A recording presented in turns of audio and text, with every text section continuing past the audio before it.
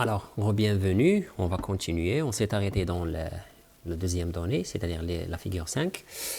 La figure 5 représente la bioaccumulation des pesticides PCB dans un écosystème marin. Alors, ça, c'est un écosystème marin, un lac par exemple, Bouhaïra, dans lequel il y a le pesticide malheureusement. Alors, normalement, le pesticide, il a été utilisé dans le sol, c'est le sol. Malheureusement le lac, alors il y a le phénomène de drainage, c'est-à-dire il y a un sol par exemple à côté du lac, il a fait le pesticide, avec le pesticide il peut le lac. Je connais par exemple la pluie. Lorsque la pluie tombe, il va y avoir formation des ruissellements qui sont ils vont drainer, c'est-à-dire que ils vont drainer les pesticides jusqu'au lac, malheureusement. Alors, qu'est-ce qu'on va essayer? On a essayé de faire. On a les êtres vivants, comme vous le voyez ici, des poissons, des planctons, des oiseaux. Et on a cherché dans leurs organes, et malheureusement, on a trouvé des pesticides. Les pesticides, et regardez, on a cherché même la concentration. Je vais zoomer un petit peu. Chez le phytoplancton, par exemple, chez le phytoplancton, celui-là, on a trouvé une concentration de 0,025 ppm. C'est quoi ppm? C'est partie par million.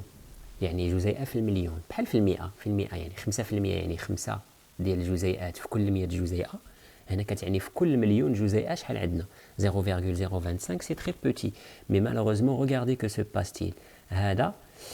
La flèche, elle est mangée par. Alors, les phytoplanctons sont mangés par les zooplanctons. Et regardez la concentration chez eux, 0,123. Il a augmenté un petit peu. Les zooplanctons sont mangés par les perlons. Regardez la concentration, elle augmente à nouveau. Les perlons, elle est mangée soit par la truite, soit par le goéland. Et la truite par le goéland, pardon. Et la truite, regardez à son niveau, ses organes, ils sont très enrichis par les pesticides, 4,83. Et le goéland, regardez la concentration chez lui, ou bien chez cet oiseau, 124. Alors, علاش normalement إلا كان هذا كياكل هذا ديما وهذا ديما كيتاكل من طرف هذا وهذا كيتاكل من طرف هذا. يعني par exemple, regardez la truite, ديما كتاكل les perlons. واخا les perlons ont une faible concentration. إلا كانت هاد la truite à chaque fois il mange les perlons, jour après jour, نهار على نهار, la concentration de la substance toxique chez les cellules, il va augmenter petit à petit. Et il y a la bioaccumulation. Normalement, on a le saumon, mais on a de faible concentration. Il a كل نهار بقينا كناكلو شويه من غنوصلوا لواحد l'âge غتولي la concentration كبيره. Alors la valeur, c'est une valeur critique, ça peut démarrer l'apparition de quelques maladies malheureusement. C'est bon? Alors je continue. Comment expliquez-vous la variation de la concentration de BCB dans cet écosystème? Alors c'est ce que j'ai dit tout à l'heure. Lorsqu'un être vivant mange un autre, eh ben, le consommateur, à chaque fois, il va accumuler une concentration, et à cause de l'accumulation, ça va augmenter la concentration de cette substance dans ses organes. D'où viennent les pesticides? Malheureusement, ces pesticides, c'est la 5e question. D'où viennent ces pesticides? Malheureusement, les pesticides sont utilisés dans le domaine agricole, c'est-à-dire dans le sol.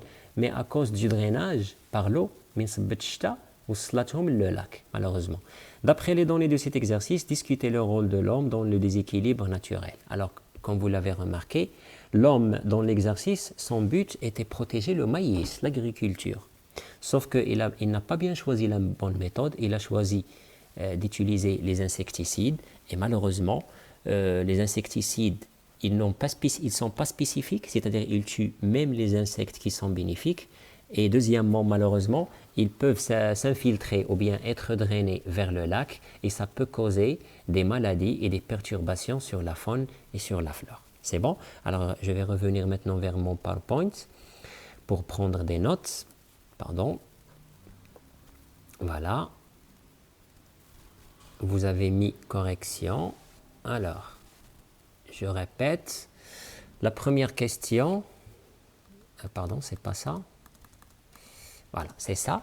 La lutte biologique, exercice, correction. Alors, l'utilisation d'insecticides chimiques a pour conséquence l'intoxication des autres organismes parce qu'il a une faible spécificité, qui disparaîtront du milieu, provoquant ainsi un déséquilibre au niveau de l'écosystème suite à la perturbation du réseau trophique. Deuxième question, afin de lutter contre la pyrale, on peut utiliser les deux techniques qui, d'après les résultats obtenus, sont suffisamment efficaces. Le traitement chimique, c'est-à-dire l'utilisation des pesticides, et la lutte biologique, les deux sont efficaces, sauf que la lutte chimique, elle a des inconvénients. Pour la lutte chimique avec les insecticides, on remarque que le nombre de chenilles de pyrale affectant les pieds de maïs, il a diminué. C'est-à-dire, la figure 2, je pense, oui, ce qui a fait augmenter le rendement jusqu'à 95,2%. La même chose pour la lutte biologique par les trichogrammes.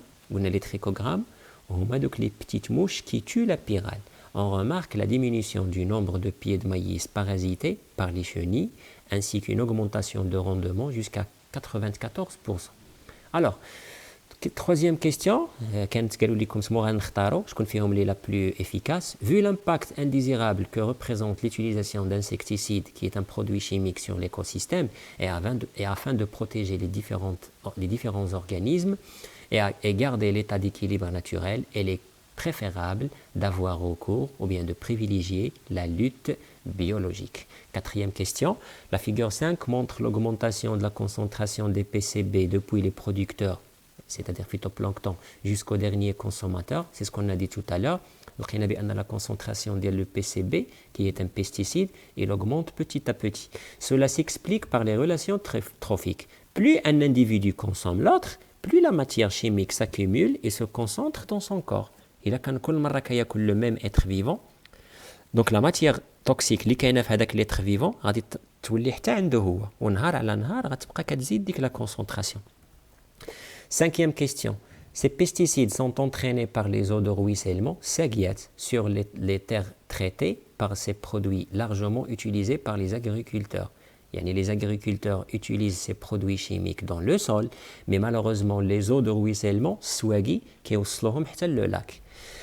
Ces produits chimiques se mélangent avec l'eau de mer et seront consommés par les producteurs primaires, comme le phytoplancton. Ou bien sûr, le phytoplancton, le zooplancton, les perlons, le goéland et ainsi de suite. Sixième question.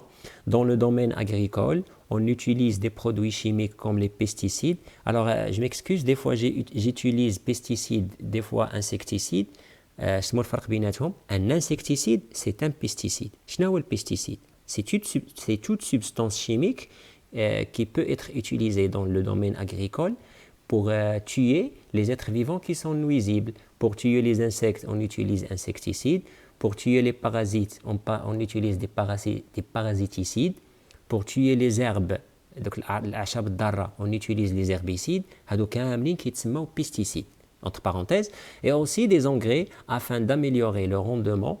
Ces produits s'accumulent malheureusement à travers les chaînes alimentaires, ce qui diminue la biodiversité, provoquant ainsi le déséquilibre naturel des écosystèmes. C'est la raison pour laquelle il est très conseillé de ne pas utiliser largement la lutte chimique, mais utiliser la lutte biologique. C'est bon? Alors, je pense que c'est tout. Et bien sûr, je reste à votre entière disposition si vous avez des questions à poser ou bien si vous trouvez des difficultés à assimiler une partie. Et merci pour votre assistance et à la prochaine.